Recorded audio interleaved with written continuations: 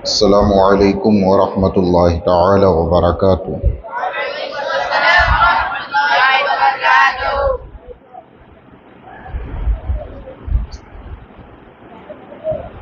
الحمد للہ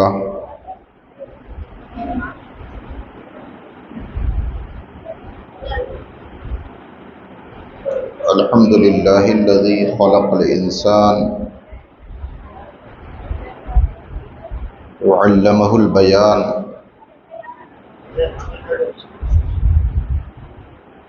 والصلاة والسلام الاتمان الاکملان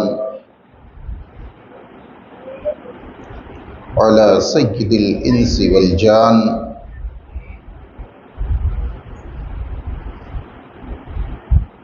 وعلى آلہ وصحبہ وازواجہ وعلماء امتہ ما تعاقب الملوات۔ اما بعد فاعوذ باللہ من الشیطان الرجیم، بسم اللہ الرحمن الرحیم۔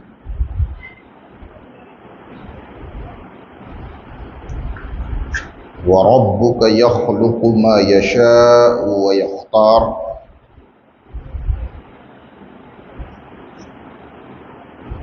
وقال اللہ تعالی وَيَخْلُقُ مَا لَا تَعْلَمُونَ۔ آمنت باللہ الکریم، صدق اللہ مولانا العظیم، وبلغنا رسولہ النبی الامین الہادی الکریم الرؤوف الرحیم، ونحن على ذلك لمن الشاہدین والشاکرین، والحمد للہ رب العالمین۔ حصول برکت کے لیے ہم سبھی حاضرین ایک بار اپنے آقا و مولا حضور تاجدار مدینہ سرور قلب و سینہ محمد الرسول اللہ ارواحنا فداہ صلی اللہ تعالیٰ علیہ وسلم کی بارگاہ میں درود شریف پڑھنے کی سعادت حاصل کریں۔ صلی اللہ علی النبی الامی وآلہ صلی اللہ تعالیٰ علیہ وسلم، صلاۃ و سلاما علیک یا رسول اللہ، صلاۃ و سلاما علیک یا حبیب اللہ صلی اللہ تعالیٰ علیہ وسلم۔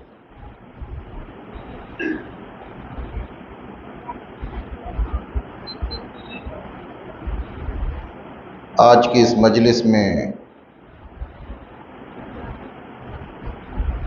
تشریف لانے والے تمام معزز حضرات،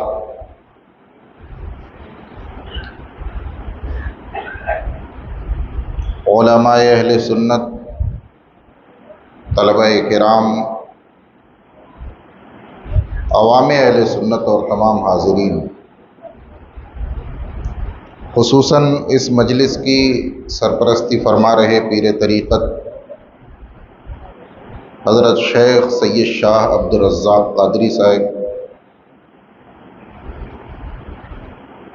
مجاہد سنیت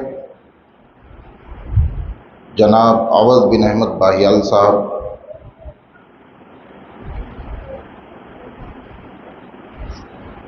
اور دیگر حضرات جن میں سے بعض کے ناموں سے میں واقف ہوں اور جن حضرات کے ناموں سے واقف نہیں ہوں، ان سے معذرت کے ساتھ میں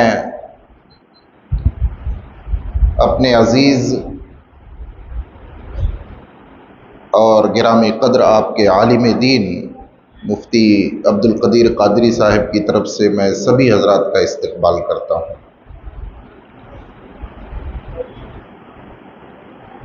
اور مفتی صاحب کے دست و بازو بنے ہوئے ان تمام نوجوانوں کو میں مبارکباد بھی پیش کرتا ہوں اور دعا بھی کرتا ہوں کہ اللہ تبارک و تعالی ان کی دنیا بھی تابناک اور روشن فرمائے اور ان کی آخرت بھی تابناک اور روشن فرمائے۔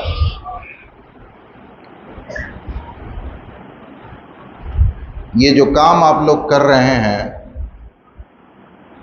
سچ پوچھئے تو یہ نسلوں کی تعمیر کا کام ہے، گھروں کی تعمیر، مکانات کی تعمیر تو لوگ بہت کرتے ہیں، اچھے اچھے ڈیکوریٹڈ مکان بنا لیا کرتے ہیں، لیکن جو اصل چیز بنانی ہے وہ ہے اپنی نسلوں کو بنانا، اس سے لوگ غافل رہتے ہیں۔ دنیا بھر کی تعلیمات ہم اپنے بچوں کو دلا دیتے ہیں، مگر جو بنیادی تعلیم ہمارے دین کی ہے، ہمارے بچے اسی سے غافل اور جاہل رہ جاتے ہیں، جس کا انجام ہمیں اسی زندگی میں دیکھنے کو ملتا ہے کہ نہ ان کے اندر اسلامی تہذیب ہوتی ہے، نہ ان کے اندر مذہبی شعور اور سلیقہ ہوتا ہے، نہ ان کے اندر ایک مسلمان اور سنی تہذیب کی کوئی علامت اور پہچان ہوا کرتی ہے۔ نوجوان ہوتے ہیں ہمارے، مگر ان کے اندر اخلاق و کردار غیروں کا ہوا کرتا ہے۔ لیکن آپ جو یہ کام کر رہے ہیں، انشاءاللہ ہماری یہ معززین شہر اور ہماری یہ تمام حضرات اپنی آنکھوں سے دیکھیں گے کہ یہ بچے، ابھی جناب نے بیان بھی فرمایا کہ یہی بچے جو کل تک بد تہذیبی کرتے تھے، سلیقہ مندی ان کے اندر نہیں تھی، شعور نہیں تھا، تمیز نہیں تھی، آج یہی بچے سال دو سال کی مدت میں تمیز اور سلیقے کا پیکر بن چکے ہیں۔ آج بہت سارا بدلاؤ ان کے اندر آ چکا ہے۔ خدا چاہے گا تو عنقریب 2-4 سال 6 سال کے بعد آپ دیکھیں گے کہ ایسے ہزاروں بچے آپ کے شہر میں تیار ہو چکے ہیں۔ تو یہ کام تو بڑا بنیادی کام ہے۔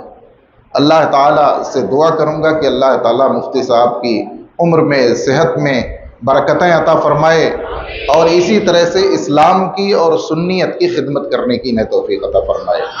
اور دعا کروں گا، آپ حضرات سے گزارش بھی کروں گا کہ ان کے دست و بازو بنیں۔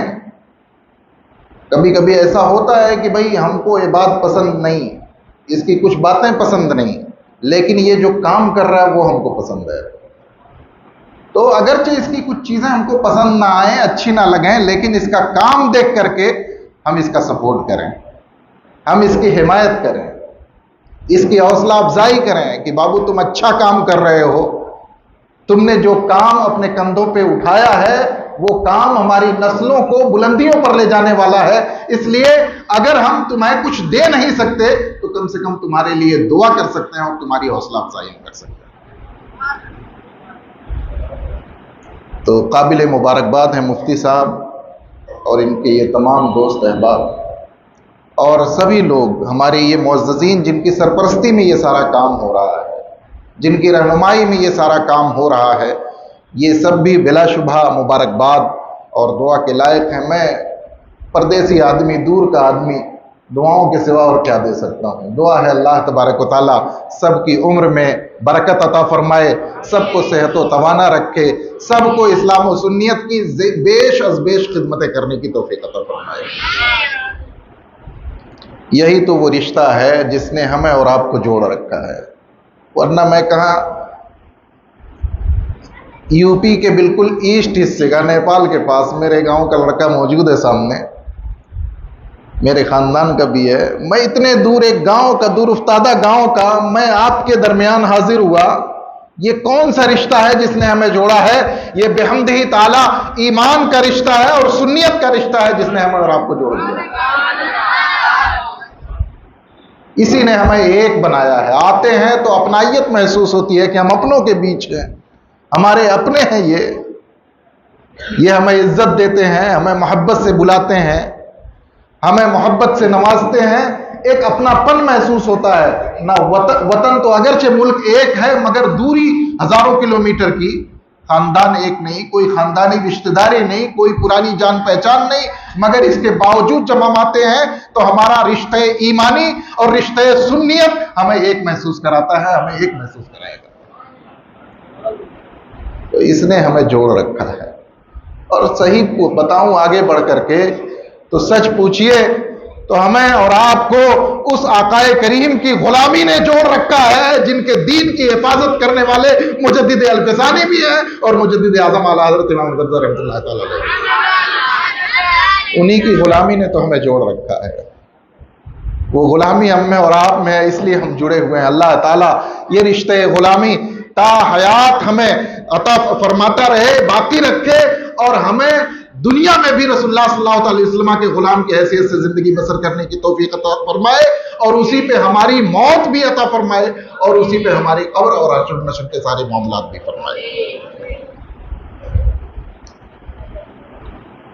آج ہم استقبال میلاد النبی کے پروگرام میں صلی اللہ تعالی علیہ وسلم جشن تحاوی و بخاری سے تعلق رکھنے والے اس پروگرام میں، یعنی امام بخاری اور امام طحاوی سے نسبت رکھنے والے، اور خصوصی طور پہ ذکر مجددین کی اس مجلس میں ہم حاضر ہیں، یعنی امام ربانی مجدد الف ثانی حضرت سیدنا شیخ احمد سرہندی رحمت اللہ تعالی علیہ، جو ہمارے ہندوستان کے تاج سر ہیں۔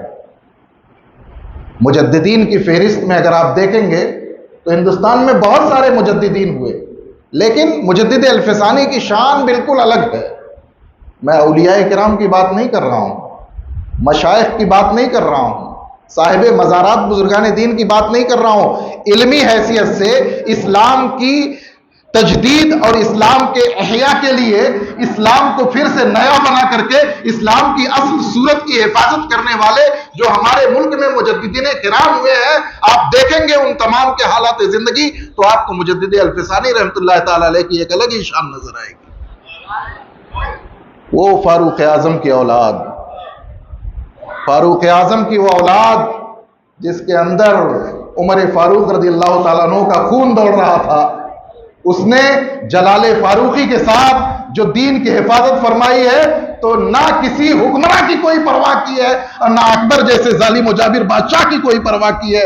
اس نے فاروقی شان و شوکت کے ساتھ رسول اللہ کے اس دین کی، اللہ کے اس دین کی تا دم آخری ایسی حفاظت فرمائی کہ اب قیامت تک کے لیے ان کا نام بالکل سورج کی طرح روشن اور تابندہ ہو چکا ہے۔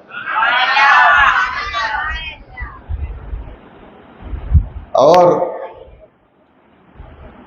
ایک بات میں آپ کو بتاؤں، اللہ تعالیٰ نے اپنے نبی کے ذریعے ہمیں اسلام عطا فرمایا، یہ دین عطا فرمایا ہے، اور صاف صاف قرآن میں اعلان کر دیا ہے ان الدین عند اللہ الاسلام، اللہ کے ہاں دین صرف اسلام ہے، اللہ کے ہاں دین صرف اسلام ہے، یعنی انسانوں کے لیے اللہ کا بنایا ہوا دین جسے سارے انسانوں کو ماننا ہے، جس کو ماننے کی ذمہ داری سارے انسانوں کو دی گئی، سب کو مکلف بنایا گیا، وہ دین صرف اور صرف اسلام ہے۔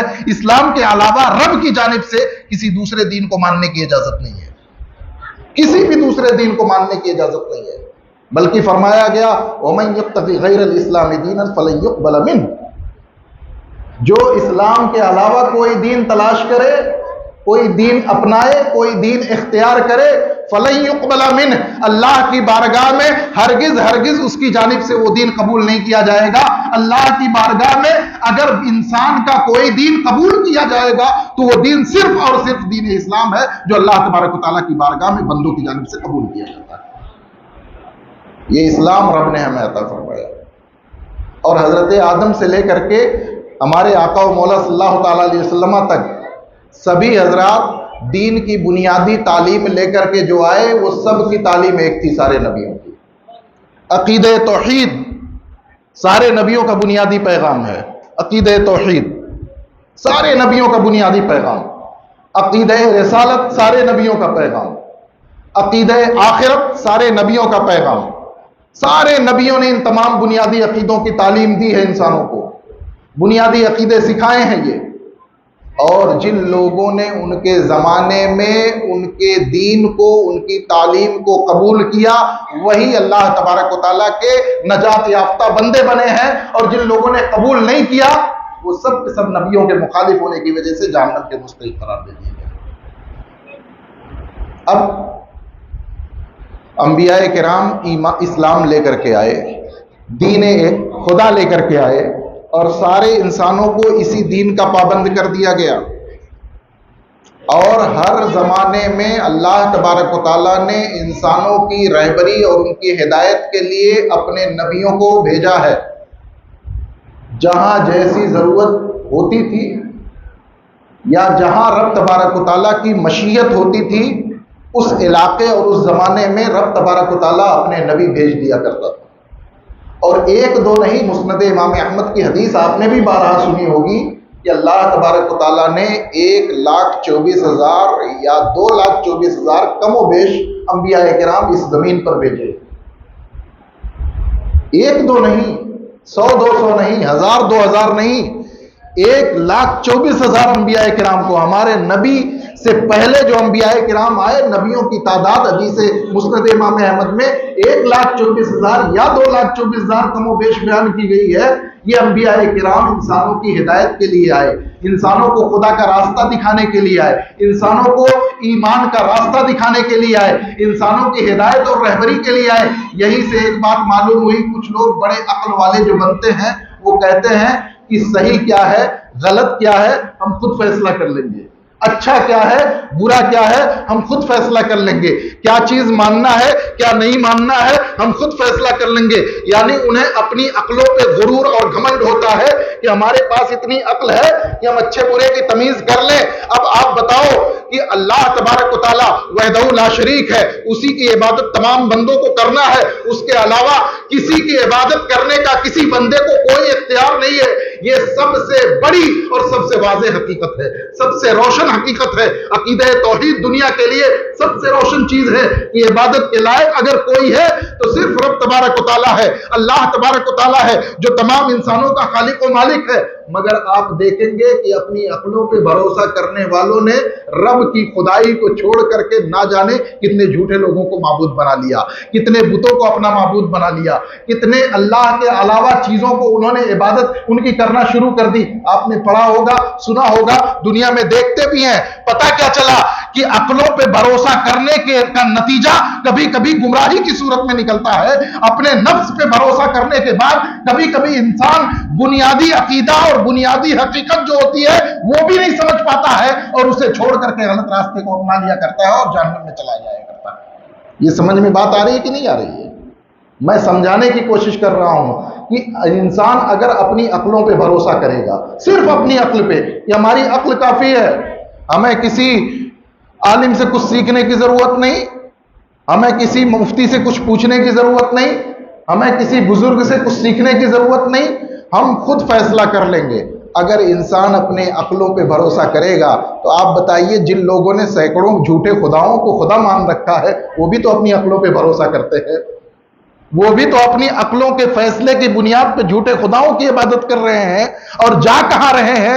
دنیا جان رہی ہے کہ جھوٹے خداؤں کو ماننے کے بعد پھر بندہ رب تبارک و تعالیٰ سچے خدا کی جانب سے کسی ایک انعام کا بھی مستحق نہیں بن سکتا ہے، کسی انعام کے لائق وہ نہیں ہو سکتا ہے. سارے انعاموں کی بنیاد تو عقیدہ توحید ہے. اپنی عقلوں پہ بھروسہ کرنے والوں نے سارے عقیدوں میں تو گڑبڑی کی، بنیادی عقیدہ توحید تک میں گڑبڑی کی اور اللہ کے علاوہ دوسروں کو خدا مان لیا. تو اس لیے بہت اپنی عقلوں پہ بھروسہ نہ کرو، بھروسہ اس پہ کرو جس پہ بھروسہ کرنے کا حکم تمہیں تمہارے رب نے دیا ہے. بھروسہ ان پہ کرو جن پہ بھروسہ کرنے کی تعلیم تمہیں تمہارا قرآن دے رہا ہے.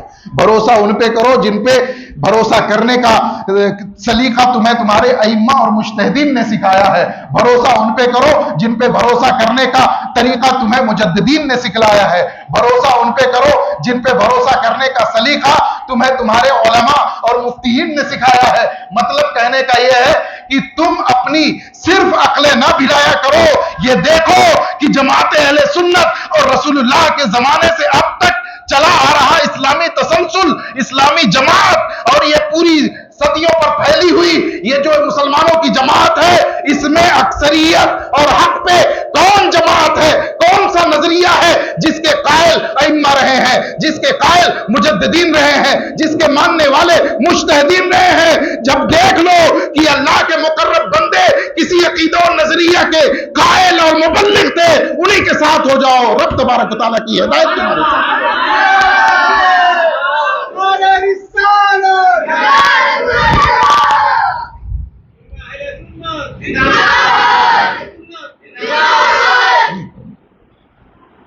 تو رب تبارک و تعالیٰ نے ہر دور میں نبیوں کو بھیجا، لیکن ہمارا اور آپ کا بڑا بنیادی عقیدہ عقیدہ ختم نبوت ہے. عقیدہ ختم نبوت مسلمانوں کا بنیادی عقیدہ، عقیدہ توحید، عقیدہ رسالت، عقیدہ ختم نبوت. ختم نبوت کا عقیدہ یعنی اللہ تبارک و تعالیٰ نے نبیوں کا سلسلہ ہمارے آقا و مولا حضور تاجدار مدینہ صلی اللہ تعالیٰ علیہ وسلم پہ ختم فرما دیا. حضور نے متعدد حدیثوں میں خود بیان فرمایا، قرآن میں اللہ نے اعلان فرما دیا، ما کان محمد ابا احد من رجالکم ولکن رسول اللہ وخاتم النبیین. محمد صلی اللہ تعالیٰ علیہ وسلم تمہارے مردوں میں کسی کے باپ نہیں ہیں، کسی کے والد نہیں ہیں. حضور صلی اللہ تعالیٰ علیہ وسلم کی اولاد پاک بچپن ہی میں وصال فرما گئیں، جو بیٹے تھے آپ کے، اور مبارک بیٹیاں، چاروں بیٹیاں بحمد اللہ تعالیٰ ان کی عمر ہوئی، شادیاں بھی ہوئیں. اور سب سے آخر میں حضرت سیدتنا خاتون جنت حضرت سیدتنا فاطمہ الزہرا رضی اللہ تعالیٰ عنہ کا وصال پاک ہوا ہے. تو بیٹیاں تو ہوئیں، عمر کو پہنچی، مگر جو بیٹے تھے وہ بچپن ہی میں وصال کر گئے. کوئی ان میں سے اچھی بڑی عمر جو کہلاتی ہے، جس میں کوئی انسان مرد کہلاتا ہے، اس عمر کو شہزادگان کرام میں سے کوئی نہیں پہنچے. نہ حضرت قاسم، نہ حضرت عبداللہ، نہ حضرت ابراہیم. ان تینوں حضرات میں سے کسی کی عمر اس منزل تک نہیں پہنچی کہ انہیں مرد کہا جائے، رجل کہا جائے. اللہ تبارک و تعالیٰ نے اسی حقیقت کو قرآن میں بیان فرمایا، ما کان محمد ابا احد من رجالکم. محمد صلی اللہ تعالیٰ علیہ وسلم تم میں کے مردوں میں سے کسی کے والد نہیں ہیں. یعنی نسبی طور پہ جو باپ اور بیٹے ہوتے ہیں، اس طرح تمہارے مردوں میں کسی کے نسبی والد اور باپ میرے نبی نہیں ہیں. ولیکن رسول اللہ و خاتم النبیین، ہاں مگر یہ اللہ کے رسول ہیں، یہ اللہ کے پیغمبر ہیں اور خاتم النبیین ہیں. نبیوں کا سلسلہ اللہ تبارک و تعالیٰ نے انہی پہ ختم فرما دیا ہے.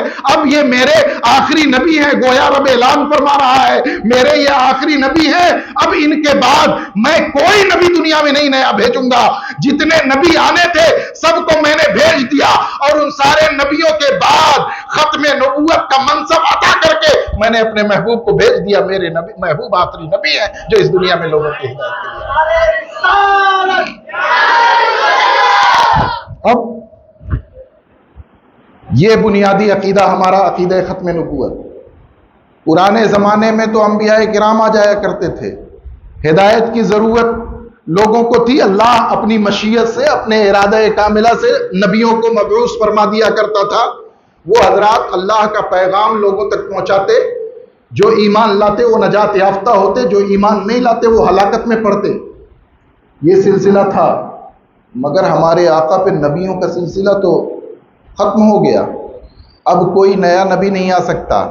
لیکن جیسے پرانے زمانے میں وقت گزرنے کے ساتھ ان نبیوں کی تعلیمات بگاڑنے والے لوگ پیدا ہو جایا کرتے تھے، ان نبیوں کی تعلیمات کو بدلنے والے لوگ پیدا ہو جاتے تھے، اللہ تبارک و تعالیٰ دوسرا نبی بھیج کر کے ان نبیوں کی تعلیمات کو دوبارہ زندہ فرما دیا کرتا تھا.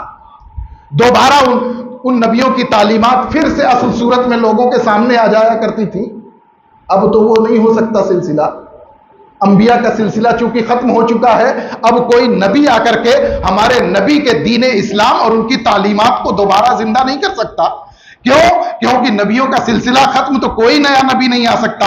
مگر وقت گزرنے کے ساتھ ہمارے اس دین میں تحریفیں اور تبدیلیاں کرنے والے لوگ پیدا ہوں گے. وقت گزرنے کے ساتھ اس دین کی شکل بگاڑنے والے لوگ پیدا ہوں گے. تو اب ظاہر سی بات ہے، جب وقت گزرنے کے ساتھ شیطان کے چیلے، شیطان کے راستے پہ چلنے والے لوگ پیدا ہو کر کے نبی کے دین کی تعلیمات کو بگاڑنے کی کوشش کریں گے، نبی کے دین کی تعلیمات کو بدلنے کی کوشش کریں گے.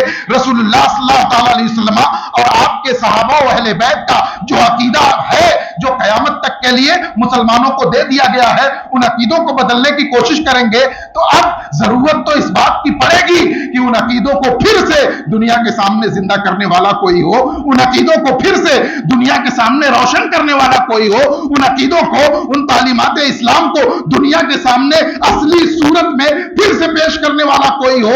मैं कहना चाहता हूं कि अल्लाह तबारक व तआला ने पिछली उम्मतों में नबियों को जिस अजीम मनसब को अता फरमा करके, पिछले नबियों की तालीमात को दोबारा जिंदा करके जिन मकामात पे नबियों को भेजा था, उनकी नियाबत और खिलाफत में इस उम्मत में अल्लाह तबारक व तआला उलमा और मुजद्दिदीन को भेजता है ताकि नबी के दीन को दोबारा वो जिंदा करे। जब भी तालीमात इस्लाम बिगाड़ी जाती हैं, जब भी अकायद इस्लाम को बदला जाता है, जब भी इस्लाम के अकायद में तब्दीली की कोशिशें की जाती हैं, जिस इलाके में होती हैं, जिस जमाने में होती हैं, अल्लाह तबारक व तआला अपने बंदों को भेज दिया करता है जो आ करके इस्लाम की सच्ची सूरत की हिफाजत करते हैं, इस्लाम की सच्ची तालीमात की हिफाजत करते हैं और दुनिया के सामने हक बिल्कुल रोशन कर देते हैं। अब दुनिया का काम क्या है? इनकी इताअत करो, इनकी पैरवी करो, इन्होंने जो तुम्हें सिखाया है उसे तस्लीम करो, उसे मानो।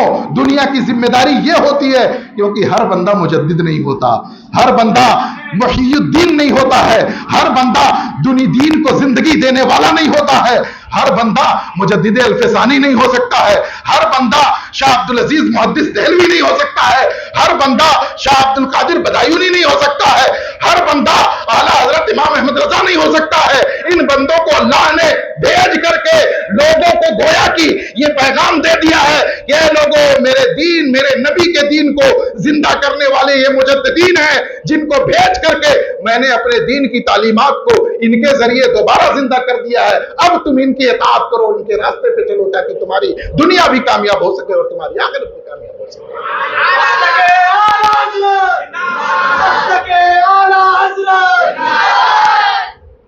हर दौर में मुजद्दिदीन आते रहे हैं, जब भी दीन की तालीमात बिगाड़ी गई हैं, और हमारे आका व मौला करीम आका का इरशाद भी है, फरमाया है, अबू दाऊद शरीफ की हदीस है, बड़ी मशहूर है, इन्नल्लाह यबअसु लिहादिहिल उम्मति अला रअसि कुल्लि मिअति सनतिन मन युजद्दिदु लहा दीनहा। बड़ी मारूफ हदीस है। आका करीम सल्लल्लाहु अलैहि वसल्लम फरमाते हैं कि हर 100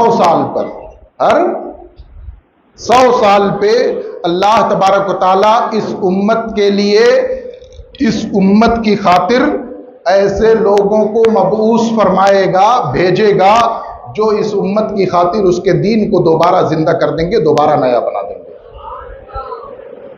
ये अल्लाह के आका करीम सल्लल्लाहु अलैहि वसल्लम ने, अल्लाह के प्यारे रसूल सल्लल्लाहु अलैहि वसल्लम ने फरमाया है कि हर सदी में अल्लाह तबारक व तआला मुजद्दिदीन को भेजेगा, जो इस दीन की तजदीद करेंगे, जो इस दीन की तालीमात को दोबारा जिंदा कर देंगे, इस दीन के अकायद को लोगों ने बिगाड़ना चाहा होगा, उनको दोबारा जिंदा कर देंगे। बहुत सारे मुजद्दिदीन हर सदी में आए हैं। पहली सदी में हजरत सैयदना उमर बिन अब्दुल अजीज रहमतुल्लाह तआला अलैह, जो ताबेई हैं, खानदाने बनु उमैया से हैं, मगर जो उमवी सलातीन जालिम जाबिर थे, उनके रास्ते पे वो नहीं थे, वो रास्ते पे थे खुलफाए राशिदीन के तरीके पर थे।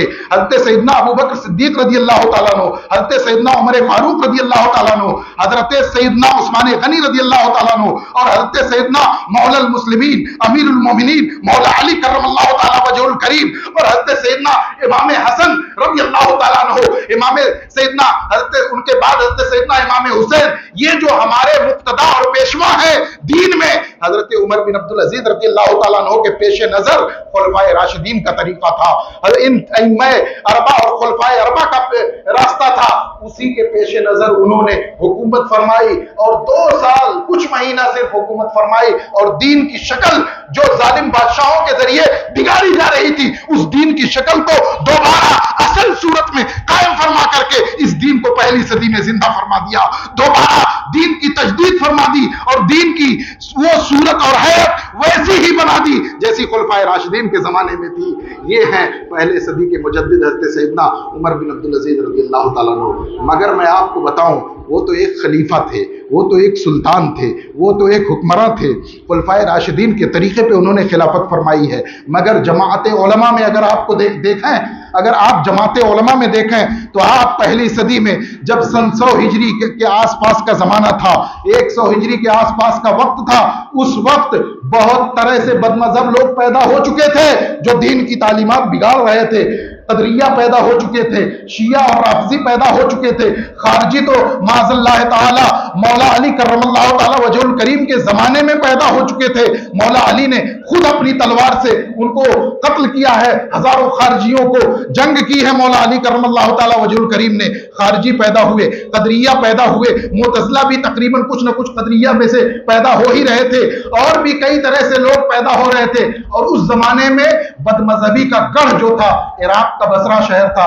میں یہ بات اس لیے بتانا چاہتا ہوں کہ حضرت سیدنا عمر بن عبدالعزیز رحمت اللہ تعالی علیہ نے خلافت کے ذریعے، حکومت کے ذریعے اس دین کی پہلی صدی میں تجدید فرمائی ہے، تو عقیدہ حقہ کی حفاظت فرمانے والوں میں اسی صدی میں سن 100 ہجری کے آس پاس صرف 20 سال کی عمر میں، صرف 20 سال کی عمر میں اگر کسی نے دین کی تجدید کی ہے اور عقائد حقہ کی حفاظت کی ہے، بصرہ جا جا کر کے بد مذہبوں سے مناظرہ کر کے انہیں شکست دی ہے، تو محض 20 سال کی عمر میں ہمارے اور آپ کے امام اعظم ابو حنیفہ نعمان بن ثابت رحمت اللہ تعالی علیہ نے 20 سال کی عمر میں بصرہ جا جا کر کے مناظرہ کر کے بد مذہبوں کو شکست دے کر کے دین کی تجدید کا کارنامہ انجام دیا ہے۔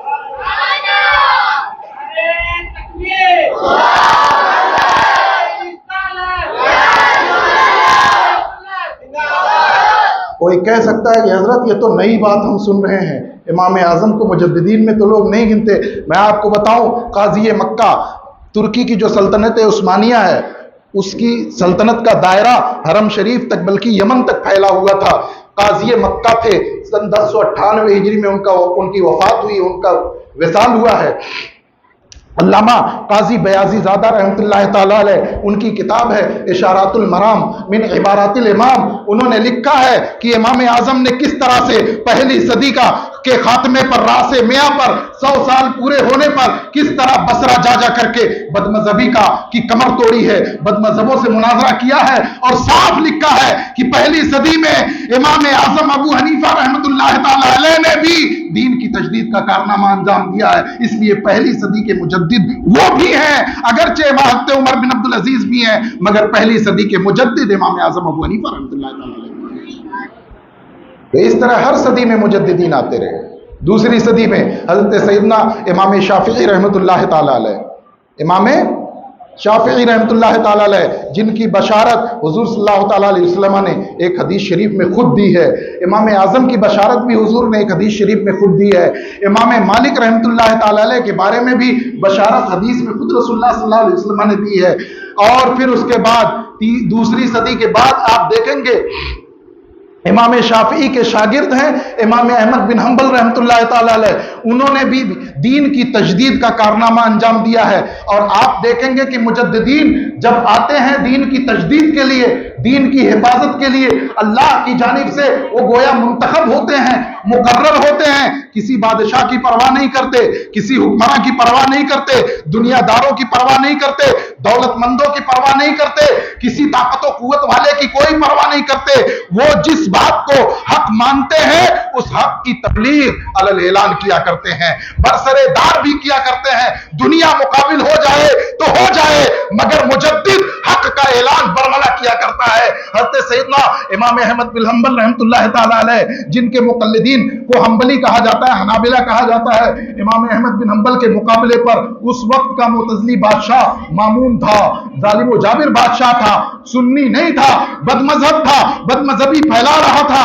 اس کے زمانے میں اگر حق کی آواز کسی نے بلند کی ہے اور دین کی تجدید کا کارنامہ کسی نے انجام دیا ہے تو وہ سیدنا امام احمد بن حنبل رحمۃ اللہ تعالی علیہ ہے، جنہوں نے دین کی تجدید کی ہے، دین کو پھر سے روشن کیا ہے، دین کے عقیدوں کی حفاظت فرمائی ہے۔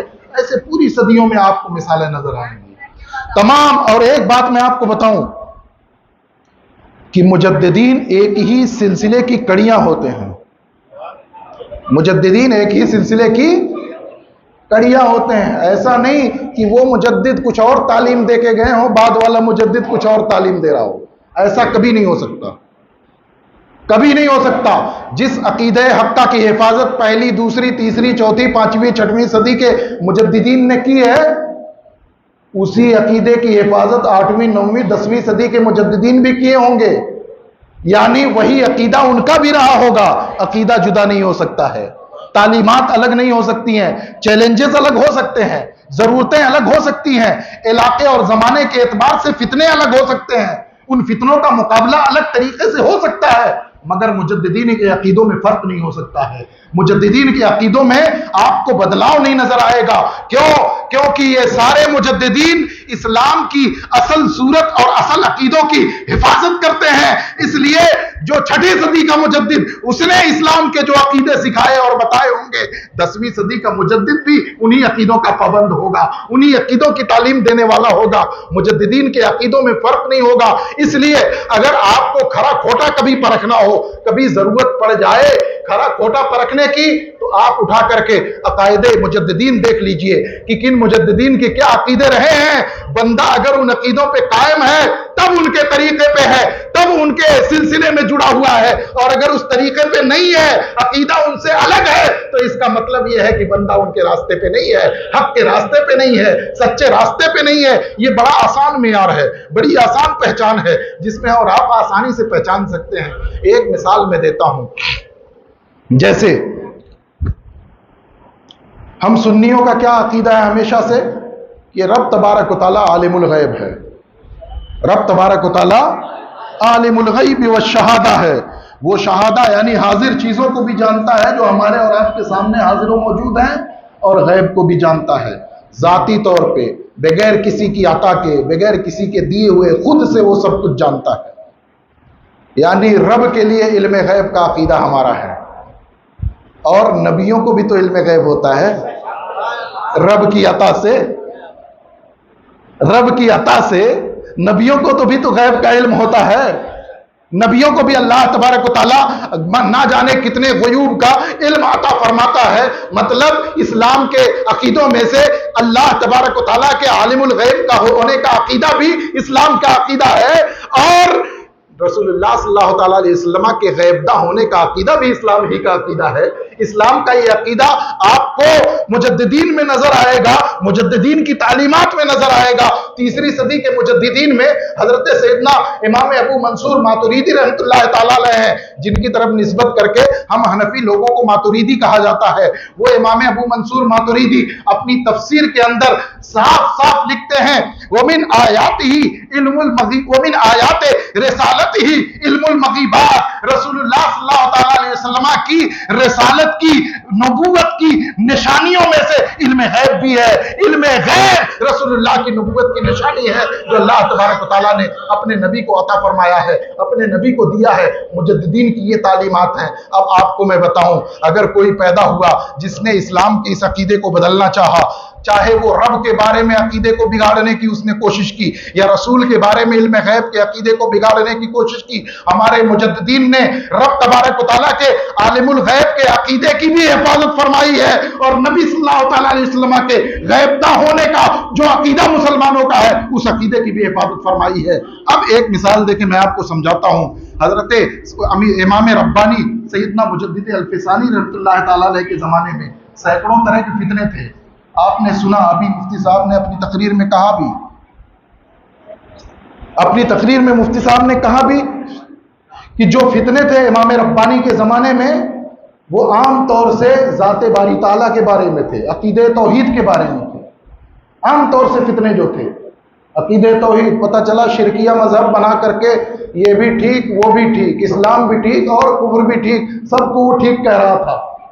اس نے نیا عقیدہ گڑھا، نیا دین گڑھا، اور عقیدہ توحید کو مسخ کرنے کی کوشش کی، رب تبارک و تعالیٰ کے بارے میں مسلمانوں کے بنیادی عقیدے کو بدلنے اور بگاڑنے کی کوشش کی، مسلمانوں کا دین بدل دینے کی کوشش کی۔ تو اس زمانے کے جو فتنے تھے عام طور سے وہ رب تبارک و تعالیٰ کے بارے میں، اللہ تبارک و تعالیٰ کے بارے میں عقیدے بگاڑ کر کے فتنے پیدا کیے جا رہے تھے۔ انہی بگاڑوں میں سے، انہی خرابیوں میں سے ایک خرابی اس زمانے میں یہ بھی پیدا ہوئی، ایک شخص نے، کسی نے کہہ دیا کہ اللہ تعالیٰ عالم الغیب نہیں ہے، اللہ تعالیٰ عالم الغیب۔ اب تعجب کریں گے کہ کوئی کیسے کہہ سکتا ہے؟ کوئی کیسے کہہ سکتا ہے کہ رب تبارک و تعالیٰ عالم الغیب نہیں ہے؟ امام ربانی مجدد الفسانی کو معلوم ہوا کہ فلاں شخص نے کہا ہے کہ اللہ تعالیٰ عالم الغیب نہیں ہے، اور ساتھ ہی یہ بھی معلوم ہوا کہ وہ اپنی بات کو جسٹیفائی کرنے کے لیے، صحیح ٹھہرانے کے لیے یہ کہہ رہا ہے کہ غیب تو ہمارے لیے ہوتا ہے نا، چھپا ہوا، اللہ تو سب جانتا ہے، اللہ کے لیے تو کچھ غیب ہی نہیں ہے، اللہ سے تو کچھ چھپا ہی نہیں ہے۔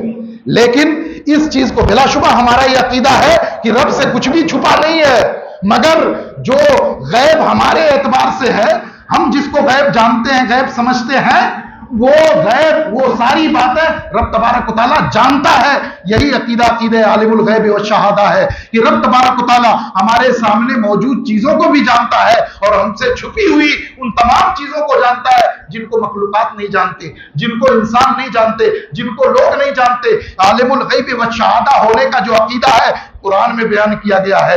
اب عالم الغیب رب تبارک و تعالیٰ کو ہر حال میں ماننا ہے، اس میں تعویلیں نکال کے، راستے نکال کے کوئی انکار کرنے کی کوشش کرے گا تو اس کا انکار کبھی بھی قبول نہیں کیا جائے گا۔ جب امام ربانی مجدد الفسانی کو معلوم ہوا کہ ایک بندے نے ایسا کہا ہے کہ اللہ عالم الغیب نہیں ہے معاذ اللہ رب العالمین، خط لکھا، مکتوبات امام ربانی میں، مکتوبات شریف میں وہ خط موجود ہے، لکھتے ہی فرمایا کہ میں نے سنا ہے کہ فلاں شخص نے کہا ہے کہ اللہ عالم الغیب نہیں ہے۔ اس کے بعد کا جملہ سنو، فرماتے ہیں میرے یہ سنتے ہی میرے اندر جو فاروقی رگ ہے وہ تڑپ اٹھتی ہے، اور اب میں یہ اس کا وہ قول کبھی برداشت نہیں کر سکتا، کوئی تعویل نہیں سن سکتا۔ جو رب تبارک و تعالیٰ کو عالم الغیب نہ مانے اسے میں مسلمان ماننے کے لیے تیار نہیں ہوں، صاحب ایمان ماننے کے لیے تیار نہیں ہوں۔ کہنے کا مطلب یہ ہے کہ رب تبارک و تعالیٰ کے بارے میں علم غیب کے ہمارے عقیدے کو اگر کسی نے اعتراض کرنے کی کوشش کی تو امام ربانی مجدد الفسانی نے دفاع فرمایا اور اللہ تبارک و تعالیٰ کے عالم الغیب ہونے کے ہمارے عقیدے کو روشن اور واضح فرمایا اور صاف لکھ دیا، کوئی تعویل نہیں سنوں گا، کوئی بات نہیں سنوں گا ایسوں کی، صاف صاف میری فاروقی رگ تڑپ رہی ہے، میری فاروقی رگ ہل رہی ہے، یعنی فاروقی جلال میرا کہہ رہا ہے کہ ایسوں کی کوئی باتیں سننے کے لائق نہیں ہے، نہیں مانی جائیں گی۔ اور اس کے بعد جو حکم شرع تھا اس کے اوپر ظاہر فرمایا، لکھ دیا کہ ایسے بندے کے لیے کیا حکم شریعت ہے۔ اب آئیے 14ویں صدی کے مجدد امام اہل سنت اعلیٰ حضرت رحمت اللہ تعالیٰ علیہ کی طرف، اعلیٰ حضرت رحمت اللہ تعالیٰ علیہ کے زمانے میں بلکہ اس سے پہلے ہی سے رب تبارک و تعالیٰ کے بارے میں تو نہیں مگر اس کے رسول کے بارے میں، ہمارے اور آپ کے آقا و مولا کے بارے میں عقیدے بگاڑنے والے لوگوں نے نہ جانے کیا کیا کہا، نہ جانے کیا کیا عقیدے بگاڑے۔ انہی بگاڑ میں سے، انہی خرابیوں میں سے ایک خرابی یہ بھی تھی، کہنے لگے نبی کو غیب کی کیا خبر، نبی کو غیب کی کیا خبر، طرح طرح سے وہ حدیثیں ڈھونڈ کے لانے لگے کہ وہ دیکھو فلاں موقع پہ حضرت عائشہ کا ہار گم ہو گیا تھا، اونٹ کے نیچے تھا مگر نبی کو معلوم نہیں تھا، تو نبی کو غیب کی کیا خبر۔ حضور کے بارے میں جو علم غیب کا عقیدہ ہے، وہ عقیدہ جس کے بارے میں امام ابو منصور ماتریدی نے لکھا ہے کہ عقیدہ نبیوں کے بارے میں علم غیب کا جو عقیدہ ہے یا نبیوں کا جو علم غیب ہوتا ہے وہ ان کی نبوت کی نشانی ہوا کرتا ہے، وہ ان کی نبوت کی علامت ہوا کرتا ہے، ان کی نبوت کی آیات اور نشانیوں میں سے ہوا کرتا ہے۔ اس عقیدے پہ اعتراض ہونے لگا، اس عقیدے پہ لوگوں نے اعتراض کرنا شروع کر دیا، اس عقیدے کو بگاڑنا شروع کر دیا۔ ہمارے علماء نے، ہندوستان بھر کے علماء نے ایسے بد عقیدوں کے باطل عقیدوں کا رد کیا، ان کے رد میں کتابیں لکھی، مگر امام اہل سنت اعلیٰ حضرت رحمت اللہ تعالیٰ علیہ نے ہندوستان میں بیٹھ کر کے ان کے عقیدے کے رد میں علم غیب مصطفیٰ کو ثابت کرنے کے لیے 1 درجن کے قریب کتابیں لکھی ہیں، جس میں ہر طریقے سے ثابت کر دیا ہے کہ اللہ کی عزم سے، اس کی عطا سے رسول اللہ صلی اللہ علیہ وسلم بلا شبہ ما کانا و ما یکون کے عالم ہیں، غیب کے عالم ہیں، غیب جاننے والے ہیں، اور ایسا ثابت کیا ہے کہ اب صبح قیامت تک ان کی دلیلوں کو کوئی توڑ نہیں سکتا ہے، کوئی جواب نہیں دے سکتا۔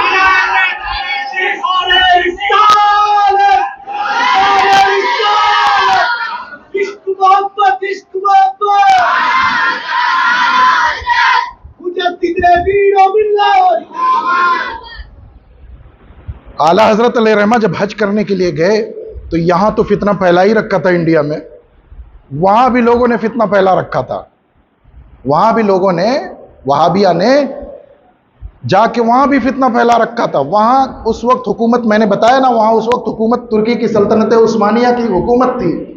اس وقت مکے کے گورنر تھے شریف علی پاشا، ان کے یہاں بھی سوال پہنچا دیا علم غیب کے بارے میں. اور اسی سال حج کرنے کے لیے اعلیٰ حضرت گئے. جب مکہ مکرمہ پہنچے تو پتہ چلا کہ وہابیوں نے یہاں آ کر کے علم غیب کا عقیدہ چھیڑ دیا ہے، اہل سنت کے عقیدے کو بدلنا چاہا ہے، اعتراض طرح طرح سے کیا ہے، سوالات کیے ہیں. اور وہاں حضرت شیخ صالح کمال رحمۃ اللہ تعالی علیہ جو مفتی مکہ تھے، احناف کے، حنفی حضرات کے مفتی مکہ تھے، ان کے سامنے سوالات آئے. انہوں نے لا کر کے سوالات دیے اعلیٰ حضرت کو کہ یہ دیکھیے سوالات آئے ہیں ان لوگوں کی جانب سے، حضور کے علم غیب پہ اعتراض کرنے والوں کی جانب سے سوالات آئے، ان کا جواب لکھ دیجئے. اعلیٰ حضرت نے کہا لائیے قلم دوات، ابھی جواب لکھ دیتا ہوں. لائیے قلم دوات، ابھی جواب لکھ دیتا ہوں. انہوں نے کہا کہ نہیں نہیں، ایسا فوری جواب ہم کو نہیں چاہیے، آپ اطمینان سے لکھیے، مگر ایسا جواب لکھیے کہ نبی کے علم غیب پہ اعتراض کرنے والوں کے دانت کھٹے ہو جائیں، پھر یہ جواب نہ دے سکیں، پھر یہ کچھ بول نہ سکیں، پھر یہ کسی طرح سے مسلمانوں کے عقیدے نہ بگاڑ سکیں. اعلیٰ حضرت نے کہا ٹھیک ہے، تھوڑا ابھی طبیعت ناساز ہے، وقت چاہیے. مگر طبیعت کی اسی ناسازی میں، اسی بخار کے عالم میں، بغیر کوئی کتاب دیکھے، بغیر کوئی کتاب دیکھے، الگ الگ وقتوں میں، الگ الگ مجلسوں میں، کل ٹائم پیریڈ 8 یا 8.5 گھنٹہ بنتا ہے. 8 یا 8.5 گھنٹے میں اعلیٰ حضرت نے وہاں پہ ان سوالوں کے جواب میں اپنے آقا و مولا حضور تاجدار مدینہ کے علم غیب کے ثبوت میں الدولت المکیہ بالمادۃ الغیبیہ ایسی کتاب لکھی ہے کہ آج تک 120 سال ہو گئے، اس کتاب کا کوئی جواب کسی کے پاس نہیں ہے. 120 سال گزر گئے، وہ کتاب آج بھی لاجواب ہے. جب کتاب لکھی اور گورنر کے ہاں کتاب پہنچی، گورنر کے ہاں عشاء کی نماز کے بعد مجلس لگتی تھی. گورنر جو تھے علم والے آدمی تھے، آج کل کے حکمرانوں کی طرح کوئی جاہل آدمی نہیں تھے.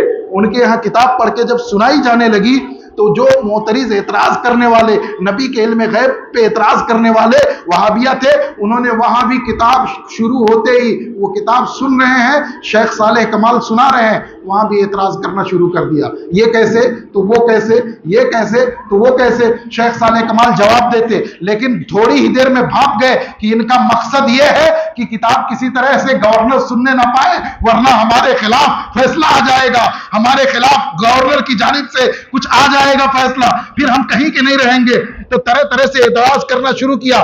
بھاگ گئے شیخ صالح کمال. انہوں نے فرمایا سنو، کتاب ابھی پڑھ لینے دو، پوری کتاب پڑھ کے سنا دی جائے گی. ہو سکتا ہے تمہارے سوال کا جواب کتاب میں آگے آ رہا ہو، آگے لکھا ہوا ہو، اور اگر نہیں ہوگا تو میں جواب دینے کے لیے تیار ہوں. میں نہیں جواب دے پاؤں گا تو اس کے مصنف اعلیٰ حضرت امام احمد رضا، وہ بھی یہیں مکے میں ہیں، وہ جواب دینے کے لیے موجود ہیں، ان سے پوچھ لینا. حاصل یہ ہے کہ پوری کتاب پڑھی گئی، اور جب پوری کتاب پڑھ کر کے شیخ صالح کمال نے سنائی ہے تو گورنر مکہ نے ایک کلمہ حق بلند کیا ہے، کہا ہے اللہ یعطی وہؤلاء یمنعون. اللہ تو اپنے نبی کو غیب کا علم عطا کرتا ہے، اور یہ وہابیہ آ کر کے انکار کیا کرتے ہیں، مانتے نہیں ہیں، تسلیم نہیں کرتے ہیں. تو اعلیٰ حضرت عظیم البرکت نے ہمارے عقائد کی حفاظت فرمائی ہے، اور دین کے بارے میں، دین کو لے کر کے جتنے بھی لوگ عقیدوں کو بگاڑ رہے تھے، مسلمانوں کے عقیدوں کو، ان تمام فسادات کا علاج کیا ہے. کس موضوع پہ؟ مفتی صاحب نے بھی اپنی تقریر میں کہا جس مسئلے پہ تلاش کرو اعلیٰ حضرت کی کوئی نہ کوئی کتاب مل جاتی ہے. جس مسئلے پہ قرآن پہ اعتراض کیا لوگوں نے، معاذ اللہ رب العالمین، قرآن پہ اعتراض کیا اس بات کو لے کر کے کہ بھئی الٹرا ساؤنڈ مشین اب آنے لگی ہے تو پیٹ کے اندر کیا ہے، عورت ماں کے پیٹ میں کیا ہے، یہ مشین بتا دے رہی ہے.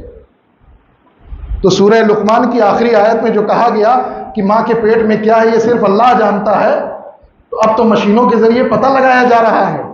جب یہ اعتراض ہوا قرآن کی آیت پہ، کہ کچھ لوگوں نے اعتراض کیا قرآن کی آیت پہ کہ قرآن کی آیت تو کہتی ہے کہ اللہ کے علاوہ کوئی نہیں جانتا، اور مشین تو بتا دے رہی ہے.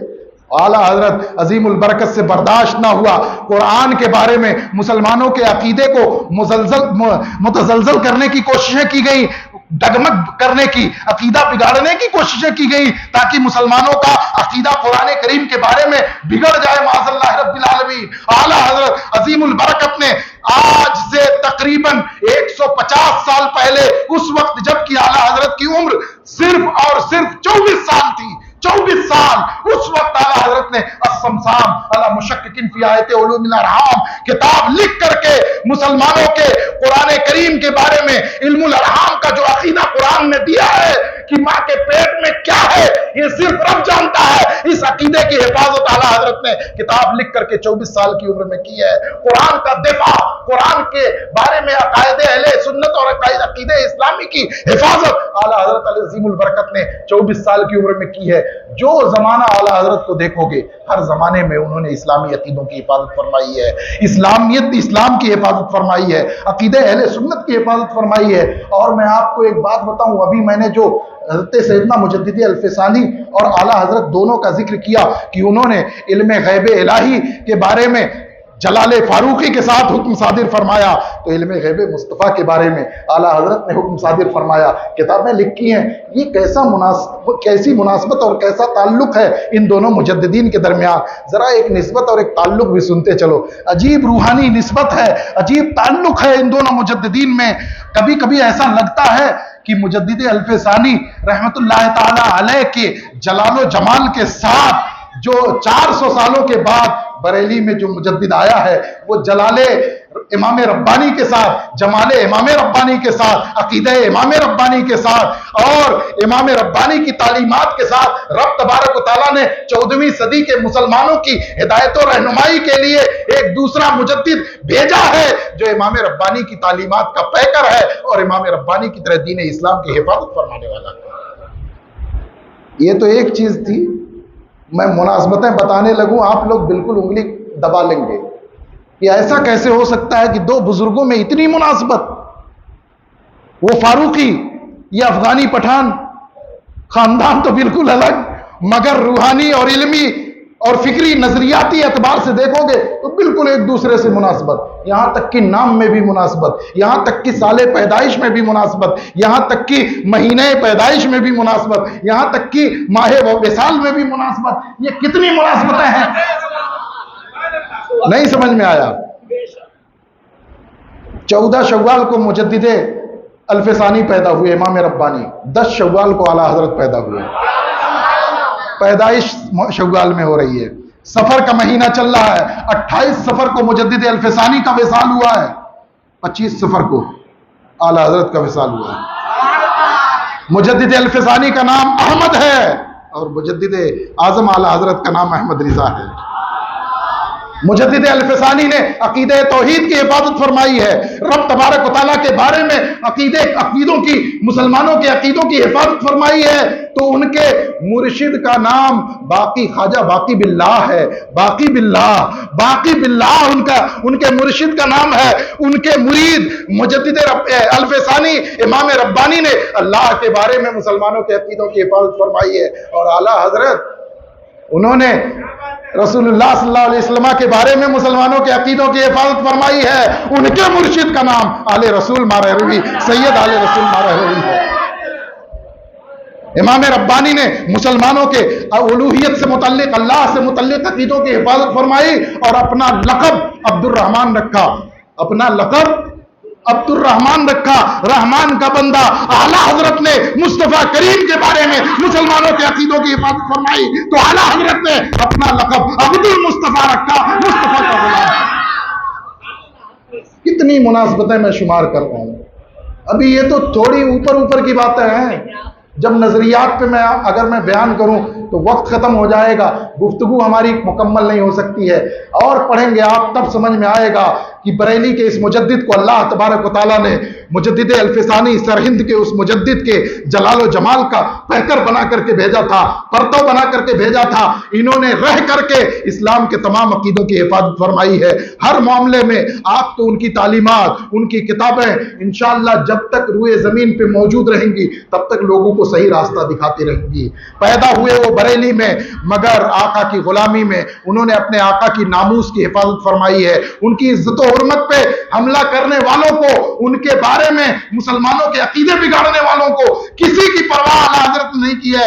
दुनिया मुझे बुरा कहे तो कहे, मुझे मंजूर है, बल्कि वो चाहते थे कि ये लोग जो मेरे आका के बारे में गलत अल्फाज बोल रहे हैं, मेरे आका के बारे में बदअकीदगी फैला रहे हैं, मेरे आका के बारे में गलत कलिमात बोल रहे हैं, गलत अल्फाज बोल रहे हैं, वो चाहते थे कि ये लोग मुझे बुरा कह लें, मुझे बुरा भला कहें, मुझे गालियां दे लें, मगर मेरे आका की गुस्ताखी ना करें, मेरे आका की तौहीन ना करें। किसी ने एक बार पूछा कि आप इतना सख्त रद्द क्यों करते हैं? अब मुझे एक बात इस पे याद आ गई, इतना सख्त रद्द आपने वहाबिया देवबंदिया का क्यों किया? पूछा था इस पे मुझे एक चौथी सदी के मुजद्दिद हैं इमाम बाकिल्लानी, उनकी एक बात याद आ गई। इमाम बाकिल्लानी भी बड़ा सख्त रद्द करते थे, बड़ा सख्त रद्द, बहुत सख्त रद्द करते थे बदमज़हबों का। मुअतज़िला का तो ऐसा रद्द किया है, कुरान के ऊपर एतराज़ करने वालों का ऐसा रद्द किया है कि आज भी उनकी किताबों में वो सख्त अल्फाज मौजूद हैं जिन सख्त लफ्ज़ों के साथ वो रद्द करते थे। राफ़ज़ियों का रद्द किया उन्होंने। एक राफ़ज़ी मुनाजिर से मुनाजरा था, हज़रत इमाम बाकिल्लानी रहमतुल्लाह तआला अलैह, 403 हिजरी में उनकी वफ़ात हुई है। कब? 403, आज से 1042 साल पहले, 1042 साल पहले मुनाजरा था। गए मजलिसे मुनाजरा में, जैसे ही गेट से दाखिल हुए, पहले से वो मुनाजिर वहां मौजूद था, उसने कहा तब जा शैतान, शैतान आ गया। इमाम बाकिल्लानी को क्या कहा? शैतान आ गया, माज़ल्लाह रब्बिल आलमीन। इन्होंने फौरन कुरान की आयत पढ़ दी, अन्ना अरसलना शयातीना अलल काफिरीना तउज़्ज़ुहुम अज़्ज़ा। यानी इसका मफहूम साबित करने का मकसद ये था कि इस आयत में कहा गया है कि हम शैतानों को काफिरों के ऊपर भेजते हैं। अगर तुम मुझे शैतान कह रहे हो तो मैं तुम्हारे ऊपर भेजा गया हूं, तुम्हारे ऊपर मैं मुसल्लत किया गया हूं। तो कहने का मतलब यह है कि अल्लाह तबारक व तआला के दीन की तजदीद करने वाले मुजद्दिदीन हर तरह की सलाहियतों के मालिक हुआ करते हैं। जैसी जरूरत उनके जमाने में होती है वो तमाम सलाहियतें उनके अंदर हुआ करती है, वो तमाम चीजें उनके अंदर हुआ करती है। इमाम बाकिल्लानी से किसी ने पूछा कि आप बदमज़हबों का इतना सख्त रद्द क्यों करते हैं? उन्होंने कहा कि मैं बदमज़हबों का रद्द इतना सख्त इसलिए करता हूं ताकि ये लोग मेरे बारे में मशगूल हो जाए, मुझको निशाना बनाए, मुझको मलामत करे, मेरे बारे में उल्टा सीधा कहे। जब तक ये मुझे कहेंगे तब तक मुसलमानों को गुमराह नहीं करेंगे, तब तक मुसलमान इनके शर से महफूज रहेंगे। मुझे याद आया आला हजरत से भी इसी तरह का सवाल हुआ, आला हजरत ने जवाब भी ऐसा ही दिया है कि मैं इनका रद्द सख्त इसलिए करता हूं ताकि ये लोग मुझे गालियां दे, मुझे बुरा भला कहे, मुझे जो चाहे कहे, मगर मेरे आका और मौला के बारे में गुस्ताखी ना करें, मेरे करीम महबूब के बारे में गुस्ताखी ना करें। और मैं तो इसे आला हजरत की करामत मानता हूं कि जब से आला हजरत ने सुन्नियत की हिफाजत की, अकायदे अहले सुन्नत की हिफाजत की है और इन बदमज़हबों का रद्द किया है, तब से सारे बदमज़हबों ने गुस्ताखियों का सिलसिला बंद कर दिया और सबके तीर अब बरेली की तरफ चल रहे हैं, सबके तीर इमाम अहमद रजा की तरफ चल रहे हैं। मैं इसे करामत मानता हूं। जो चाहा था उन्होंने कि लोग मुझे बुरा कहे तो कह ले, जितना कहना हो कहे, मगर मेरे आका और मौला के बारे में गुस्ताखी का एक लफ्ज ना कहे। उसी के बाद से आप देख ले, पहले तो किताबों में यह लिखा जा रहा था कि जिसका नाम मोहम्मद या अली है उसे किसी चीज का माज़अल्लाह इख्तियार नहीं, ये सब लिखा जा रहा था कि उसे किसी चीज का इख्तियार नहीं। हुजूर का नाम लेकर के लिखा जा रहा था कि उसे रसूल को गैब की क्या खबर, नबी को गैब की क्या खबर। किताबों में ये सब लिखा जा रहा था। किताबों में तो यहां तक लिखा जा रहा था कि रसूल जो होते हैं उनकी हैसियत सिर्फ और सिर्फ एलची और कासिद की होती है, डाकिये जैसी होती है। पैगाम पहुंचा दिया, खत पहुंचा दिया, काम खत्म हो गया, इससे ज्यादा कोई हैसियत नहीं होती। माज़अल्लाह रब्बिल आलमीन। किताबों में ये सब भी लिखा जा रहा था। किताबों में तो ये भी लिखा जा रहा था कि जैसा इल्म गैब नबी को है ऐसा तो जानवरों और पागलों को भी हासिल है। माज़अल्लाह रब्बिल आलमीन। क्या क्या चीजें किताबों में लिखी जा रही थी, मगर कुर्बान जाओ इस मुजद्दिद की अजमतों पर कि जब इसने अकीदे अहले सुन्नत की हिफाजत की है, बदमज़हबों का रद्द किया है, उनके ऊपर फतवे दिए हैं और हरमैन शरीफैन से भी ला करके हुक्म शरीयत उनके सामने रख दिया है, उसके बाद से आज तक अब किताबों में गुमराहियों और बदमज़हबियों और गुस्ताखियों का सिलसिला आपको नहीं नजर आएगा। अब वो गुस्ताखियां बंद की जा चुकी हैं, अब वो गुस्ताखी नहीं कर रहे हैं, अब वो सारी अपनी जो सीने की जलन है वो उन्हीं के बारे में निकाल रहे हैं, उन्हीं को बुरा भला कह रहे हैं। इस तरह उनका जो इरादा था کہ لوگ مجھے برا کہیں مگر میرے آقا و مولا کو برا نہ کہیں۔ اللہ تبارک و تعالیٰ نے ان کے اس ارادے کو پورا فرما دیا، اور یہ ایک طرح سے کرامت ہے جو اللہ تبارک و تعالیٰ نے اپنے اس بندے کو عطا فرمائی ہے۔ مسلمانوں، مجددین جب بھی آتے ہیں اپنے زمانے میں جیسی ضرورت ہوتی ہے وہ تمام علم سے لیس رہتے ہیں، تمام صلاحیتوں سے لیس رہتے ہیں۔ حضرت امام ربانی مجدد الفسانی میں جیسے فتنے تھے، امام ربانی نے ویسے فتنوں کا جواب دیا ہے، اور ویسے فتنوں کے توڑ کے لیے تمام صلاحیتیں استعمال فرمائی ہیں۔ ضرورت تھی تعلقات کی حکمرانوں سے، انہیں خط لکھا۔ ضرورت تھی دنیا بھر میں اپنے خلیفہ اور اپنے شاگردوں کو پھیلا کر کے سچے دین کی حفاظت کی، ملک بھر میں اپنے خلیفہ اور اپنے شاگردوں کے ذریعے دین اسلام کی سچی صورت کی حفاظت کی۔ مجدد الفسانی نے اس ضرورت کو پورا فرمایا، پورے ملک میں اپنے خلیفہ اور اپنے شاگردوں کا ایک نیٹ ورک پھیلا دیا، جنہوں نے پورے ملک میں رہ کر کے مسلمانوں کے ایمان کی حفاظت فرمائی ہے، مسلمانوں کے اسلام کی حفاظت فرمائی ہے۔ اعلیٰ حضرت عظیم البرکت کے زمانے میں جو فتنے تھے، اگر قرآن کے بارے میں فتنہ ہے، کوئی تفسیر کا علم لے کر کے اگر فتنہ پھیلا رہا ہے، کوئی حدیث کا علم لے کر کے اپنے کو اہل حدیث کہہ کے فتنہ پھیلا رہا ہے، کوئی آ کر کے فقہ کا نام لے کر کے فتنہ پھیلا رہا ہے، کوئی علم فلسفہ اور منطق کا نام لے کر کے فتنہ پھیلا رہا ہے، کوئی کسی طرح سے فتنہ پھیلا رہا ہے، ان تمام علموں کا سہارا لے کر کے الگ الگ لوگ جو فتنے پھیلا رہے تھے، اللہ تبارک و تعالیٰ نے اس ایک بندے کو ان تمام علوم کا جامع بنا کر کے بھیج دیا ہے کہ اگر کوئی علم تفسیر کی بنیاد پہ آ کر کے عقیدہ افضلیت کا انکار کرنے کی کوشش کرے تو علم تفسیر کی روشنی میں الزلال الانقا من بحر سبقۃ الاتقا لکھ کر کے 28 سال کی عمر میں اعلیٰ حضرت نے سیدنا ابوبکر صدیق کی افضلیت کے اس عقیدے کی ایسی حفاظت فرمائی ہے کہ لگتا ہے کہ اللہ نے علم تفسیر کا پیکر اس بندے کو بنا کر کے بریلی کی سرزمین پہ بھیج دیا تھا، جنہوں نے علم تفسیر کے ذریعے حضرت ابوبکر صدیق کی عظمت و افضلیت کو ظاہر فرمایا ہے۔ کسی نے حدیث کا نام لے کر کے، اہل حدیثوں نے حدیث کا نام لے کر کے اسلامی عقیدوں کو بگاڑنے کی کوشش کی، تو آپ کو میں بتاؤں حدیث میں مہارت اعلیٰ حضرت کی، حدیث میں مہارت میں بتاؤں آپ کو، آپ حیران رہ جائیں گے۔ 1320 ہجری میں اہل حدیث کے ایک بڑے عالم کا انتقال ہوا، میاں نذیر حسین محدث دہلوی۔ میاں نذیر حسین محدث دہلوی کہا جاتا تھا، ان کے سب سے بڑے محدث تھے، سب سے بڑے محدث۔ انہوں نے اپنی کتاب معیار الحق کے اندر جمع بین الصلاتین یعنی دو نمازوں کو ایک ساتھ پڑھنے والا جو مسئلہ ہے، جائز نہیں ہمارے یہاں جائز، حنفی حضرات کے یہاں جائز نہیں ہے۔ انہوں نے کچھ حدیثیں پیش کر کے حنفی حضرات کی، وہ بھی بخاری مسلم کی حدیثیں پیش کر کے حنفی حضرات کے اس مسئلے پہ اعتراض کیا، اور اپنی علم حدیث کی مہارت جو بھی ان کی رہی ہو اس کو استعمال کر کے انہوں نے علم حدیث کی روشنی میں ہمارے مذہب و مسلک کے اوپر اعتراض کیا تھا۔ اور جب اعلیٰ حضرت کا قلم چلتا ہے 1313 ہجری میں، اعلیٰ حضرت کی عمر اس وقت تقریباً 39 یا 40 سال تھی، اور میاں نذیر حسین کی عمر 80 سال کے قریب تھی، 78 یا 80 سال کے قریب عمر تھی، دوگنا فرق تھا عمر کا۔ علم حدیث پڑھاتے پڑھاتے وہ بوڑھے ہو چکے تھے، انتقال قریب تھا، اسی کے 6 سال یا 7 سال کے بعد انتقال بھی ہو گیا ان کا۔ اور جب اعلیٰ حضرت نے ان کے رد میں عاجز البحرین الواقع عن جمیع الصلاتین نامی کتاب لکھی ہے، تو پوری کتاب علماء موجود ہے، پڑھتے چلے جائیے۔ ایک طرف اعلیٰ حضرت کی باتیں پڑھتے چلے جائیے، دوسری طرف میاں نذیر حسین جو اہل حدیثوں کے محدث تھے ان کی باتیں پڑھتے چلے جائیے، پتہ چلے گا کہ میاں نذیر حسین تو طالب علم ہے اور ادھر کوئی استاذ الاساتذہ ہے جو علم حدیث کا پیکر ہے۔ اتنا فرق آپ کو نظر آئے گا، کہاں زمین کہاں آسمان، جس کو کہتے ہیں کہ طفل مکتب نظر آنا، کوئی مبالغہ نہیں ہے اس میں، کوئی مبالغہ نہیں ہے۔ آپ لوگ عالم نہیں ہے اس لیے نہیں جانتے، ہم نے پڑھا ہے، خود پڑھا ہے، دیکھا ہے، تب یہ کہہ رہے ہیں۔ ایسا جواب دیا ہے کہ 7 سال وہ زندہ رہے، ایک سطر کا جواب پھر نہیں لکھ سکے۔ یہ علم حدیث میں مہارت تھی۔ ابھی مولانا حسین الحق بدایونی رحمۃ اللہ تعالی علیہ، ابھی 7 سال پہلے ان کا انتقال ہوا، بغداد شریف زیارت کے لیے گئے تھے، وہیں پہ بغداد شریف میں جو ہے گولی لگ گئی، ان کو شہید ہو گئے۔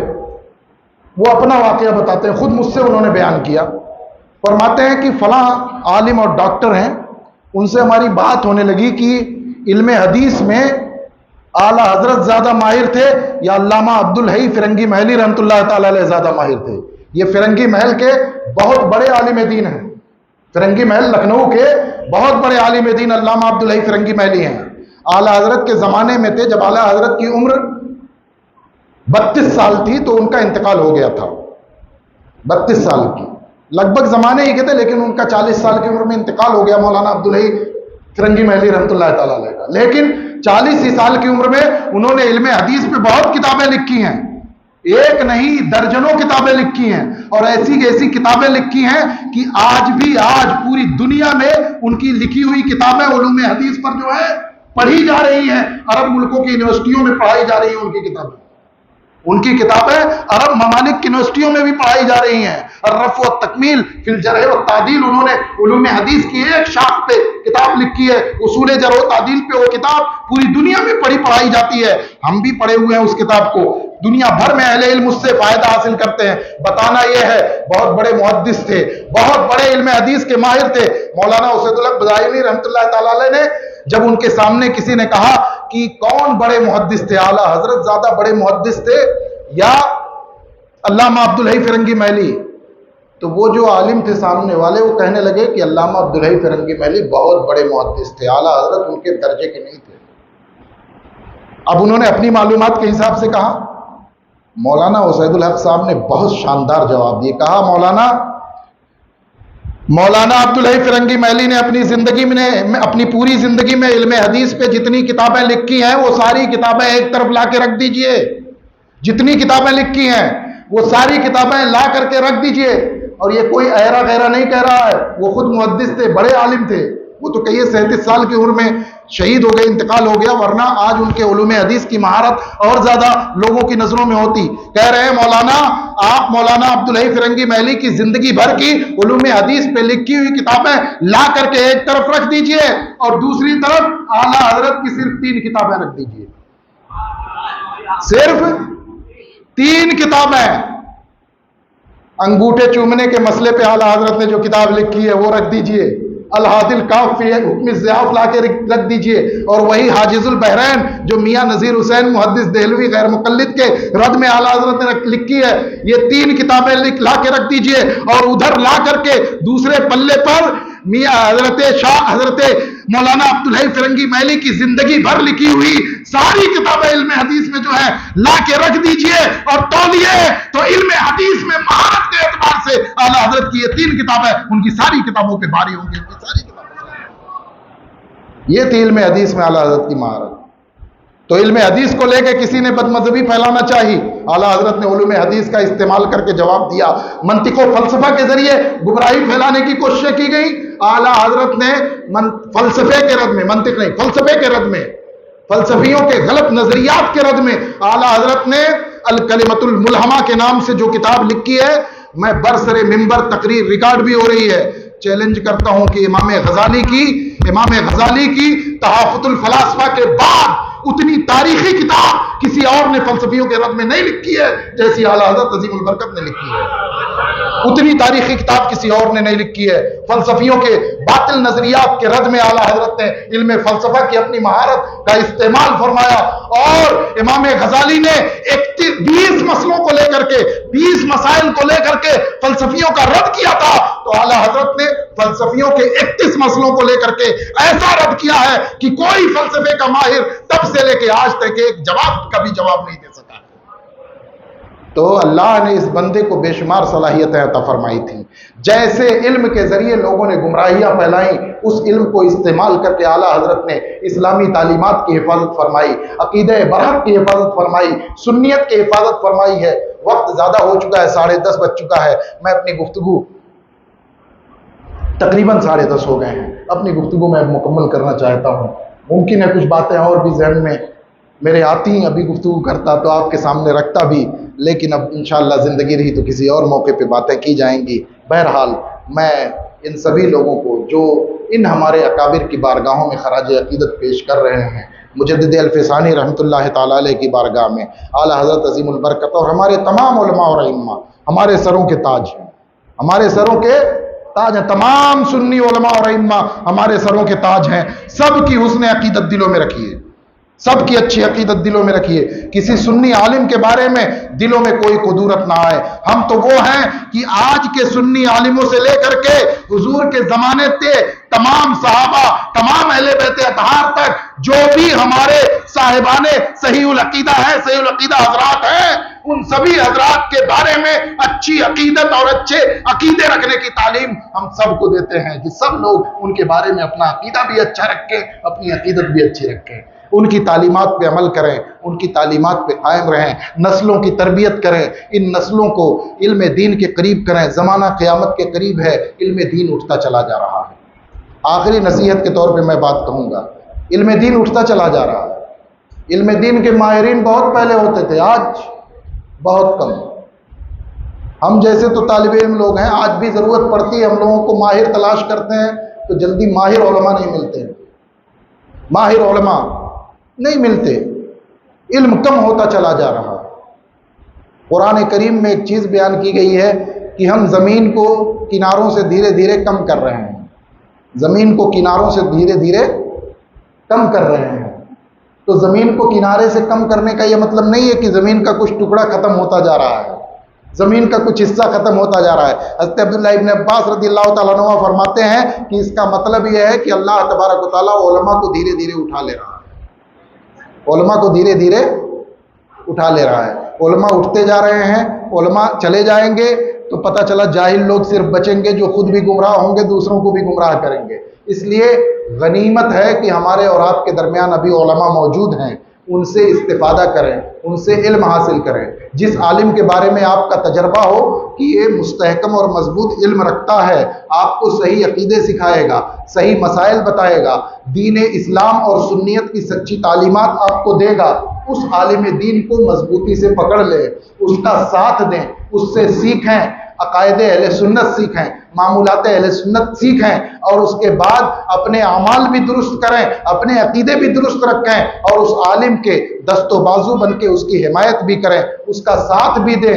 آپ جہاں بھی دیکھیں کہ اسلام کی تبلیغ و تشہیر کرنے والے, اسلام کی تعلیمات عام کرنے والے علماء اور مفتیان کرام صحیح العقیدہ ہیں, آپ ان کا ساتھ دیں تاکہ آپ کے معاشرے اور سوسائٹی میں دین کی صحیح باتوں کی تشہیر ہو سکے, دین کی صحیح باتیں پھیل سکیں, دین کے عقیدے پھیل سکیں, ہماری نسلوں کی اچھی تعلیم اور اچھی تربیت ہو سکے. اللہ تبارک و تعالیٰ سے دعا ہے کہ اللہ تبارک و تعالیٰ ان بچوں کو مستقبل میں دین کا سچا پابند بنائے, عقیدہ اہل سنت پہ ہم سب کو قائم و دائم رکھے, اور ہمارے یہ نوجوان جو مفتی صاحب کا ساتھ دے رہے ہیں, اللہ تبارک و تعالیٰ ان نوجوانوں کو رزق حلال وسعت و برکت کے ساتھ عطا فرمائے, ان نوجوانوں کو طویل زندگی عطا فرمائے, ہمارے بڑوں کا سایہ ہمارے سروں پہ سلامت رکھے, اور ہمارے تمام سنی مسلمان بھائیوں کو, چاہے وہ اس شہر کے ہوں یا دنیا میں کہیں بھی ہوں, سب کو اللہ تبارک و تعالیٰ صحت و سلامتی کے ساتھ رکھے, سب کے عقیدوں کی حفاظت فرمائے, سب کو ایمان کے ساتھ اور رسول اللہ صلی اللہ تعالیٰ علیہ وسلم کی سچی غلامی کے ساتھ اللہ تبارک و تعالیٰ زندگی بھی عطا فرمائے, اور انہی پہ ہم سب کو موت عطا فرمائے, اسی پہ ہم سب کو خاتمہ بالخیر فرمائے. بولنے میں کوئی چوک یا لغزش ہوئی ہو اللہ تبارک و تعالیٰ معاف فرمائے. وآخر دعوانا ان الحمد للہ رب العالمین. السلام علیکم.